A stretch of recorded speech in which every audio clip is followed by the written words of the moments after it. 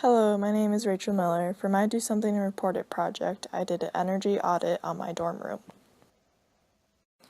A summary of what I did for my project was I basically conducted an energy audit on my dorm room using a kilowatt meter that I purchased at my local Home Depot store on devices I individually used in my dorm. So rather than combining both me and my roommate's energy consumption, just myself. I asked, why would I do this energy audit? I came up with these 4 solutions to find out how many watts are being used per device, what devices are most energy consuming, what devices are the most costly, and to determine changes I can make to decrease my energy consumption. Before we dive into my project and its calculations, I thought I would give you guys a bit of background info on what exactly an energy audit is.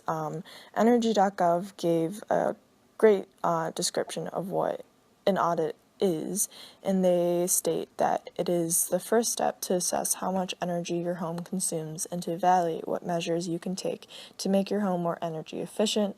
An assessment will show you problems that may, when corrected, save you significant amounts of money over time. They also had this great image that displayed average U.S. home energy use. As you can see, space heating takes up the most energy consumption, and surprisingly, for me at least, lighting or electronics takes up the least. The reason I put this up is just to give you a general idea of what devices may use the most energy and therefore the most cost. So now let's get into how I actually executed the energy audit. So first I took my kilowatt meter and I plugged it into an outlet in one of my walls. I then set up the utility rate by just pressing the set button and holding it down. I got this utility rate offline for an average rating. I then plugged in one of my devices. This one you see in this image is my laptop charger. I then used the menu button on the left to find energy measurements and scrolled to watts, and then recorded my data, and after I just calculated what I needed to for energy consumption and cost. Here's data I received from my kilowatt meter based on energy consumption. So I listed watts, how many hours I typically use the device in each day, and then how much energy is used per day, week, month, and year. This I calculated as stated below on hours used per day times amounts of days times watts, which equals the energy used per however many amount of days you wish to calculate. I noticed that my fridge used up most energy, and shockingly, my Keurig used the least, where I thought it would be either my phone charger or my laptop charger.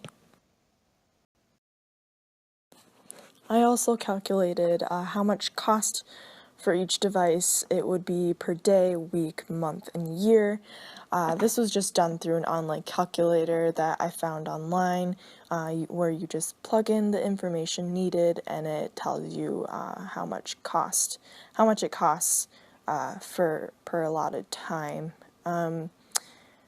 As you can see, again, the fridge costs the most, and my Keurig costs the least.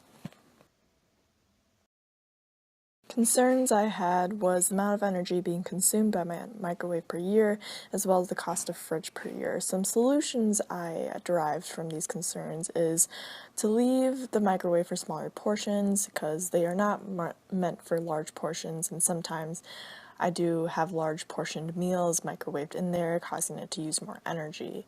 As for the fridge, we actually have it placed by the window where direct sunlight is hitting it, so this is making the fridge work more than it actually needs to keep cool, so me and my roommate moved it away from the sunlight so it doesn't have to work as hard. Here are just some sources I used throughout my project. Thanks for watching. I hope you learned as much as I did about energy auditing.